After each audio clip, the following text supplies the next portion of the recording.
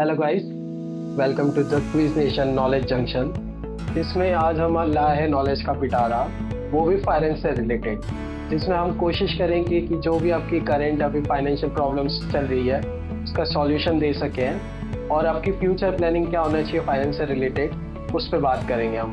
नमस्कार, मैं ऋषिभा अरुणधिकर wealth management की फाउंडर। खर्च करोगे नहीं, सही खर्च करोगे तो आएगा। तो वो कहाँ, उनकी कौन सी आदतें हैं या फिर कौन सी जो चीजें जिससे उनको दूर रहना चाहिए कि वो फ्यूचर में सेविंग कर सके। तो उसे बहुत ही प्यार से अपने बच्चे की तरह संभालना चाहिए। तो अपनी इनकम का 50% आपको सेव करना चाहिए। तो मुझे क्या हैबिट्स रखना चाहिए या फिर क्या मेरा माइंडसेट होना चाहिए कि मुझे फ्यूचर में वेल्थी हो सकूं मैं। जिसे फायर कहते हैं, FIRE फाइनेंस। और इसके लिए हम लोग एक डेट मैनेजमेंट करते हैं। वो इंक के छोटे कप जैसा होने वाला है, हमें बहुत लॉस दिखेगा। तो जो इस अजूबे को पहचान लेगा उसको मुझे आंसर देने की जरूरत नहीं है।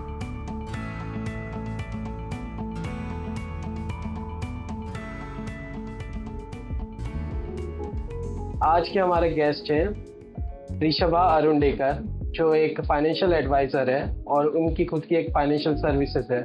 तो आइए इनसे बात करते हैं हम। Good morning ma'am. Good morning. So हमारा पहला क्वेश्चन है कि फाइनेंशियल एजुकेशन या फिर पैसे संभालने का नॉलेज आजकल क्यों ज़रूरी है और उसके क्या एडवांटेजेस हैं और डिसएडवांटेजेस हैं। देखिए, सबसे पहले यदि मैं बोलूँ कि पैसे को कैसे संभालना चाहिए, तो उसे बहुत ही प्यार से अपने बच्चे की तरह संभालना चाहिए। स्माइलिंग एंड क्राइंग मनी का कॉन्सेप्ट हमें समझ में आना चाहिए। देखिए, पैसा है ना, वो जब आपके पास आता है तो उसे फील कीजिए और बहुत ही सहज के रखिए। वरना कहते हैं ना कि लक्ष्मी जी चंचल होती है और आपने उसकी कदर नहीं की तो वो चली जाती है।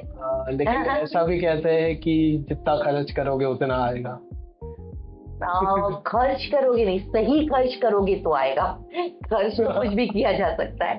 सबसे पहले हमें ये पता होगा कि जो आपकी इनकम है उसमें से अक्सर हम देखते हैं कि income minus expenses is equal to saving, जबकि होना क्या चाहिए, income minus saving is equal to expenses. तो एडवांटेज यही है कि आप पैसा बचता है। हमें यदि अभी एक कॉन्सेप्ट चल रहा है यंगस्टर्स में जिसे फायर कहते हैं, FIRE financial independence retirement early. तो ये तभी हो सकता है जब यंग एज में आप जल्दी स्टार्ट करते हैं इन्वेस्टमेंट, और ये आपको तभी आता है जब आप फाइनेंशियल अवेयर होते हैं कि एजुकेशन होती है।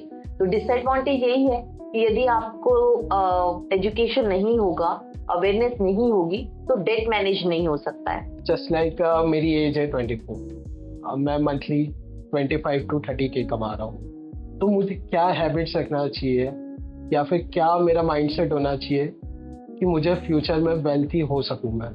देखिए, सबसे पहली बात तो है कि जब यंग होते हैं तो रिस्पॉन्सिबिलिटीज कम होती है।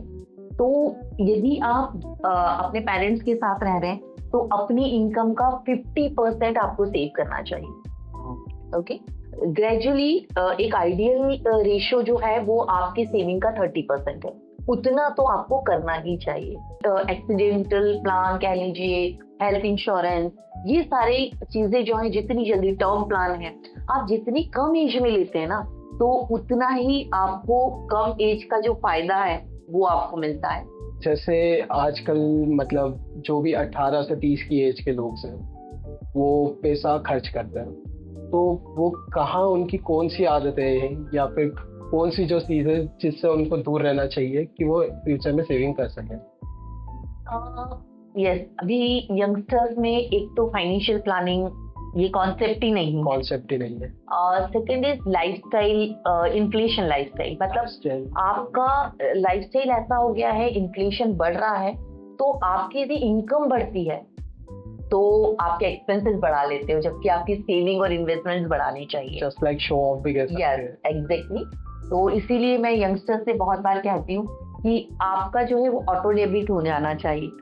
दैट मीन्स कि आपकी सैलरी आई, उसका कुछ परसेंटेज जो है वो कट जाना चाहिए ऑटोमेटिक। यस, जैसे SIP यदि आपने सुना होगा, ये बहुत अच्छा टूल है। EMI पर चीजें लेना, जस्ट लाइक कार, फोन या फिर होम वगैरह, वो चीज अच्छी है या नहीं है? Okay, it's good as well as it's bad. It's up to you. मतलब पर्सन टू पर्सन वेरी करता है। और अच्छा इसलिए कहूंगी मैं, क्योंकि ऐसा कहते हैं कि जैसे आपका बिजनेस है तो लोन तो लेना ही चाहिए। कितना लेना चाहिए, मतलब लीवरेज का बेनिफिट लो, राइट। घर ले रहे हो, लोन लो, लेकिन लोन कितना होना चाहिए ये हमें पता होना चाहिए कि आपकी इनकम का 40%, उससे ज्यादा नहीं होना चाहिए, उससे कम होना चाहिए। मतलब आपकी जो EMI है वो आपकी मंथली इनकम का 40% से कम होना चाहिए। सो क्रेडिट स्कोर मोस्टली लोगों को पता है क्या है, बट ये क्यों इम्पोर्टेंट हो गया इतना? और जस्ट लाइक कभी कभी ये भी हो रहा है कि फेक लोन्स भी हो रहे हैं, तो उससे कैसे बचाना? देखिए, पहली बात तो ये है कि क्रेडिट स्कोर इसलिए इम्पोर्टेंट है कि जब आज आपने इन केस इन फ्यूचर आपको लोन की जरूरत होगी तो क्रेडिट स्कोर देखा जाएगा, अदरवाइज बैंक या कोई भी आपको लोन नहीं देगा, राइट। तो जब वाकई में आपको लोन की जरूरत होगी तब आपको लोन नहीं मिलेगा। तो इसके ऊपर ये बहुत इंपॉर्टेंट हो जाता है आपकी सिविल स्कोर, वही है ना। देखिए, फ्रॉड्स ऑब्वियसली बहुत ज्यादा बढ़ गए हैं, आपके क्रेडिट कार्ड पे भी बढ़ गए हैं, तो फाइनेंशियल अवेयरनेस होगा तब ये चीजें ऑटोमेटिक कम होंगी। जस्ट लाइक कोई यूथ है, उसने ऑनलाइन ऐप से लोन ले तो लिया है और वो अब उसके ट्रैप में फंस चुका है, तो वो उस ट्रैप से बाहर कैसे निकल सकता है? तो पहली बात तो ये है कि फंस चुके हैं तो कई लोग गलत कदम उठा लेते हैं। तो मुझे यही लगता है कि मैं यंगस्टर्स जो मेरे पास आते हैं, मैं उनको जो सलाह देती हूँ वही बता रही हूँ कि सबसे पहले तो ये है कि अपना फाइनेंशियल एक्सपेंसेस ट्रैक रिकॉर्ड रखना शुरू करें कि कहाँ हम कंट्रोल कर सकते हैं, क्योंकि यहाँ से अब हमारी वो अगला जो स्टेप रहेगा कि हमें इसमें से बाहर निकलना है। तो हमें एक बजट बनाना होगा जिसमें से कि हम हमारे एक्सपेंसेस का ट्रैक रिकॉर्ड रखें। और सेकंड इज कि सेकंड अपॉर्चुनिटी देखिए, एक अपनी एक इनकम पे ही मत रहिए, यंग हैं आप लोग, तो आपको सेकंड अपॉर्चुनिटी भी लेनी चाहिए, साइड बाय साइड आप इनकम जनरेट कर सकते हैं।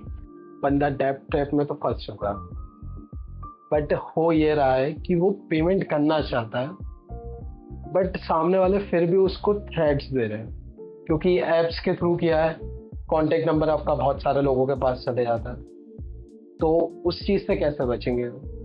तो सबसे पहले तो पेरेंट्स को विश्वास में लें।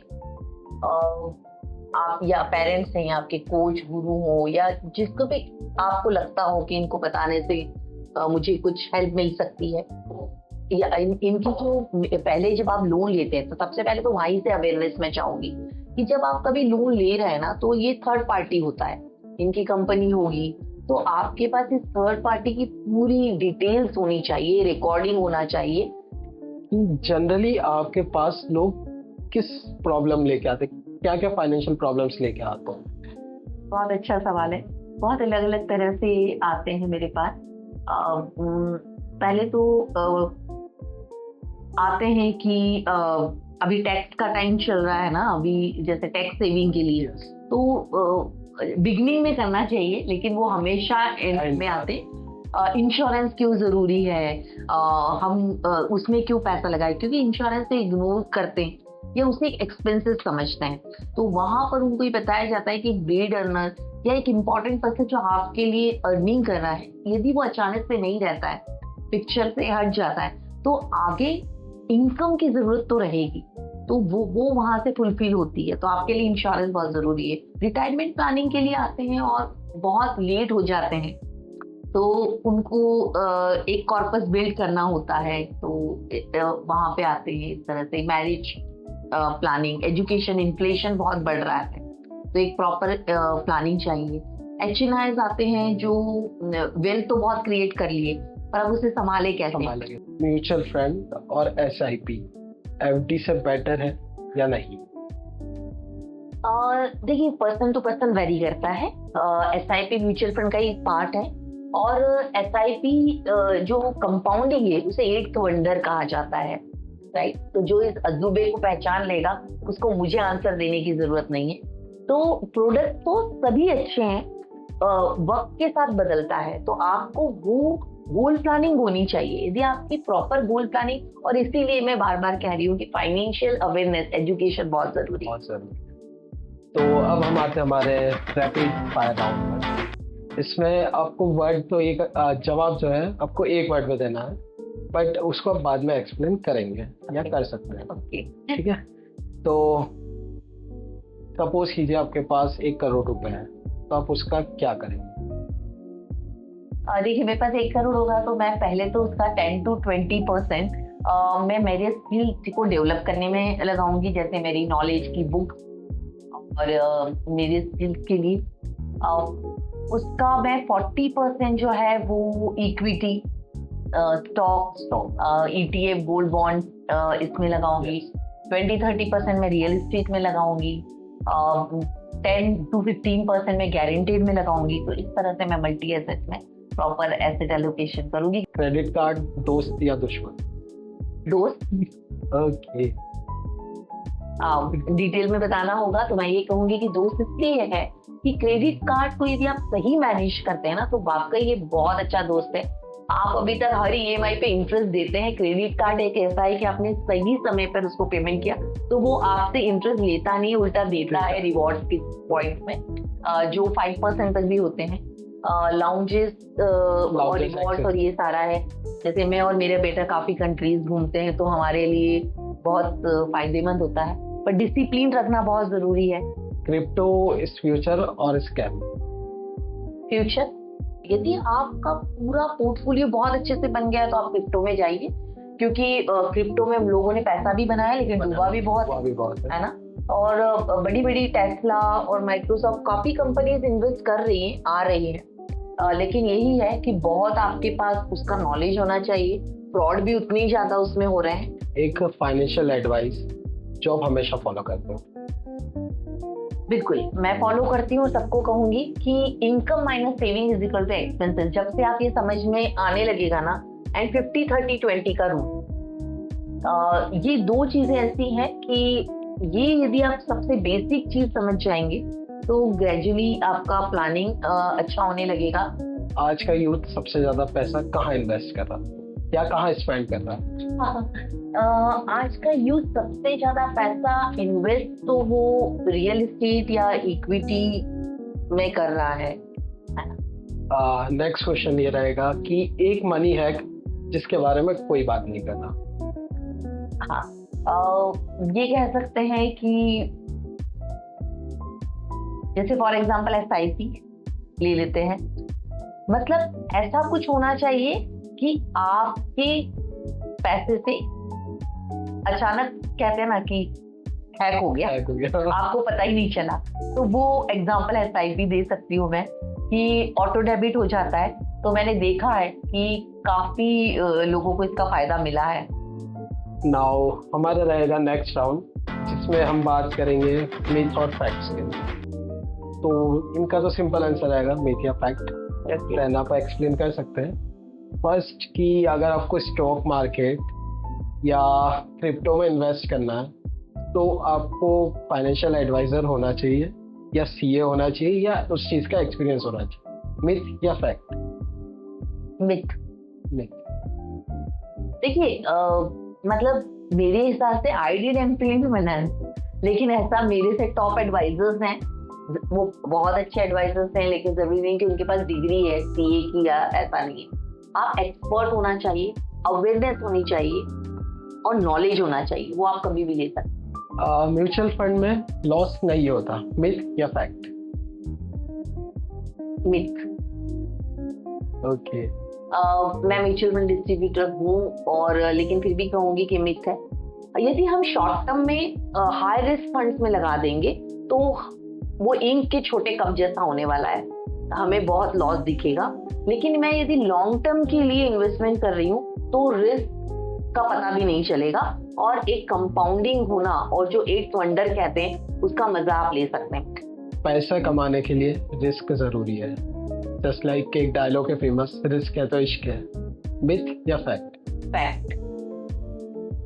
बिल्कुल सही कहा, मतलब फैक्ट है। क्योंकि देखिए यदि मैं FD में या सेविंग में पैसे रखती हूँ तो मुझे मेरी प्रिंसिपल अमाउंट सेव दिखती है ना, तो वो वैसा ही हो जाता है जैसे ऑस्ट्रिच को आपने देखा होगा कि शिकारी आ रहा है तो वो अपनी इतनी गर्दन अंदर डालकर उसको बोलता है सेफ, जबकि इन्फ्लेशन के हिसाब से हम यदि सोचें तो हमें थोड़ी रिस्क तो लेनी ही होगी। ये था हमारा आज का podcast. So thank you ma'am for your experience and your time. ये बहुत इंपॉर्टेंट था आज की यूथ के लिए कि फाइनेंशियल नॉलेज बहुत मस्ट हो चुका है और इसको सब सीरियसली ले ही नहीं रहे। नमस्कार, मैं ऋषिभा अरुंधिकर वेल्थ मैनेजमेंट की फाउंडर इंदौर शहर से हूँ। मेरा यूट्यूब चैनल और इंस्टा अरुंधिकर वेल्थ मैनेजमेंट के नाम से लाइक, शेयर और कमेंट करना ना भूलें। और यदि आप फाइनेंशियल हेल्थ चेकअप कैंपेन में जुड़ना चाहते हैं तो आप मुझसे जरूर संपर्क कर सकते हैं और अपना फाइनेंशियल प्लानिंग कर सकते हैं और अपना फाइनेंशियल पोर्टफोलियो स्ट्रॉन्ग करने में मैं आपकी मदद कर सकती हूँ। Thank you so much. So viewers, आज हमने एक फाइनेंशियल एडवाइजर से बात करी और जाना कि फाइनेंशियल एजुकेशन और फाइनेंशियल नॉलेज की कितनी इम्पोर्टेंस है हमारी लाइफ में, जिसे हम इग्नोर कर रहे थे। तो इसी तरह क्विज नेशन हर महीने आपके लिए एक पॉडकास्ट लाएगा जिससे आपकी फाइनेंशियल हैबिट्स सुधर जाएगी और आप फ्यूचर में वेल्थी बन सकेंगे। So thank you for your time and don't forget to subscribe, like and share. Thank you.